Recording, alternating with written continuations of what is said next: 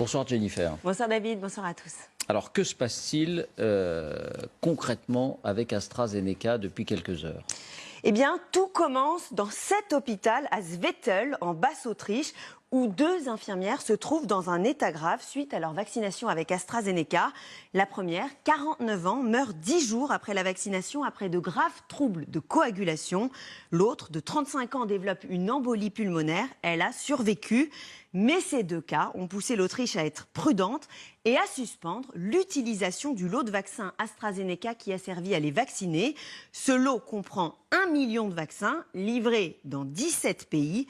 Et suite à cette annonce, 4 autres pays, l'Estonie, la Lituanie, la Lettonie et le Luxembourg, ont décidé de suspendre les vaccinations avec ce même lot AstraZeneca.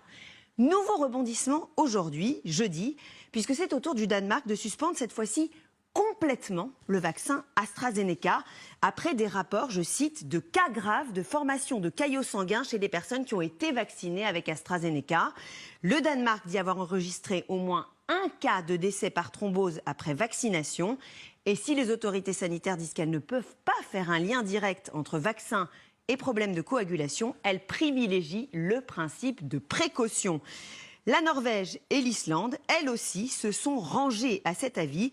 Elles ont suspendu complètement le vaccin AstraZeneca, là encore au nom du principe de précaution. Enfin, dernier cas en tête, l'Italie, qui a décidé de suspendre non pas le vaccin, mais un lot de vaccins AstraZeneca. Et ce n'est pas le même que celui identifié en Autriche. C'est le lot qui a pour nom de code ABV 2856. Pourquoi ? Eh bien, à cause de ces cas qu'on a trouvés dans la presse italienne, notamment celui de Stefano Paterno, militaire sous-officier de la marine, 49 ans, il n'avait aucune pathologie. Il a été vacciné avec AstraZeneca lundi matin.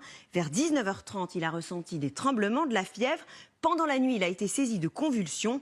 Il est finalement décédé d'un arrêt cardiaque 24 heures après la vaccination.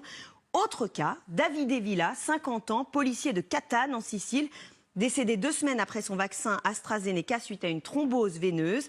Il a été vacciné avec le même lot que Stefano Paterno dont on vient de parler. Le ministère de la Santé a donc ouvert une enquête sur la conservation de ces doses de vaccins et interdit de vacciner avec ce lot. Donc si on résume, 9 pays ont interdit AstraZeneca, 6 pays ont interdit seulement un lot de vaccins, l'Autriche, l'Estonie, la Lituanie, la Lettonie, le Luxembourg et l'Italie. 3 pays ont suspendu l'utilisation complète du vaccin, le Danemark, la Norvège et l'Islande. Qu'est-ce qu'une thrombose, Jennifer, et qu'est-ce qu'une embolie provoquée par la thrombose? Alors, c'est un problème de coagulation du sang. Un caillot sanguin se forme et peut obstruer la circulation sanguine et, dans certains cas, migrer, par exemple, dans les poumons. La complication la plus grave de la thrombose veineuse, c'est l'embolie pulmonaire, on vient d'en parler, pouvant entraîner une mort subite. Mais cette thrombose peut aussi provoquer une crise cardiaque, un AVC ou d'autres accidents vasculaires. Bon, vous l'avez dit, 9 pays qui invoquent le principe de précaution. Que dit l'Agence européenne du médicament? Parce que c'est quand même elle qui fait autorité. Alors, elle assure que le vaccin AstraZeneca n'est pas risqué et dit avoir recensé 30 cas de thrombose veineuse sur 5 millions de personnes vaccinées. Dans un communiqué, elle affirme donc « Les informations disponibles à ce jour indiquent que le nombre de thromboembolies chez les personnes vaccinées n'est pas supérieur à celui observé sur l'ensemble de la population ». Pour elle, les avantages du vaccin l'emportent donc sur ces risques. Il peut continuer à être administré même pendant l'enquête sur ces décès.